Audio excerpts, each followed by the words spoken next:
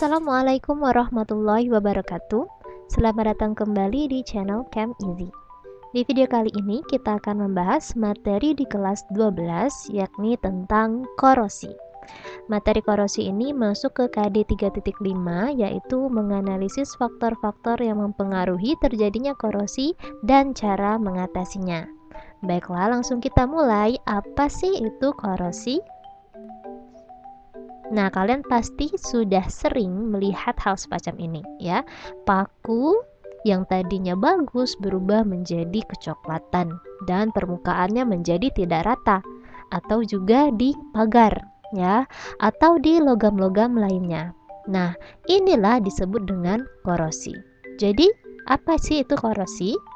Korosi atau yang kita kenal dengan perkaratan adalah degradasi atau kerusakan logam akibat reaksi redoks yang terjadi di lingkungannya. Nah, proses terjadinya korosi itu seperti ini. Jadi korosi pada besi atau Fe ya terjadi karena adanya kontak besi dengan oksigen, sehingga besi akan teroksidasi dan oksigen akan tereduksi, ya, karena dia reaksinya redoks. Nah, pada anoda yang teroksidasi adalah Fe, ya. Logam Fe teroksidasi menjadi Fe2+ dalam bentuk aquos dan melepaskan 2 elektron. Harga E0-nya menjadi plus 0,44 volt. Kemudian dari Fe2+, dia melepaskan lagi 1 elektron menjadi Fe3+. E0-nya itu min 0,77 volt. Nah, pada katoda oksigen tereduksi. Reaksinya O2 dalam gas plus 4H plus 4 elektron menjadi 2H2O. E0-nya adalah plus 1,23 volt. Nah, kalau kita samakan jumlah elektronnya, maka dihasilkanlah nanti reaksi sel 4Fe plus 3O2 plus 12H menjadi 4Fe3 plus 6H2O. E0-nya menjadi plus 0,90 volt.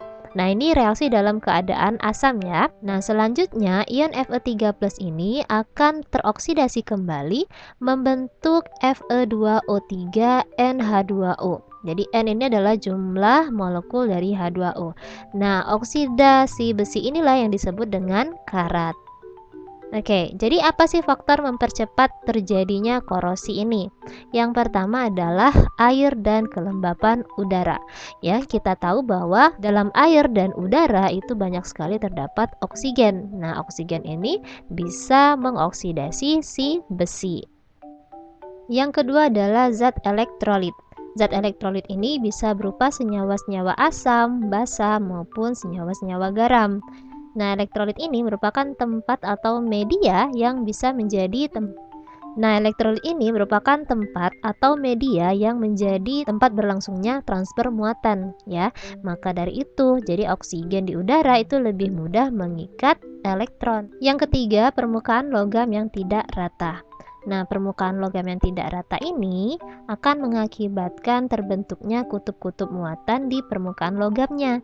Dan kutub muatan tersebut ada yang berperan sebagai anoda dan katoda. Jadi, reaksi oksidasi besi itu akan berlangsung pada permukaan logam yang tidak rata. Yang keempat, terbentuknya sel elektrokimia. Nah, sel elektrokimia ini dilatar belakangi oleh adanya 2 permukaan logam yang saling bersinggungan. Jika permukaan logam yang bersinggungan memiliki perbedaan potensial elektroda, maka akan terbentuk sel elektrokimia.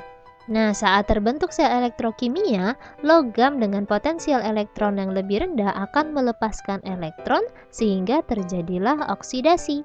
Nah, terjadinya oksidasi inilah yang merupakan penyebab utama terjadinya korosi. Lalu, bagaimana sih cara pencegahan korosi? Tentunya sebisa mungkin logam-logam itu dihindarkan dari keadaan yang lembab. Tapi jika sulit, ada beberapa cara untuk mencegah korosi ini. Yang pertama adalah dengan pengecatan. Jadi ini cara tersimpel ya, yaitu dengan melakukan pengecatan.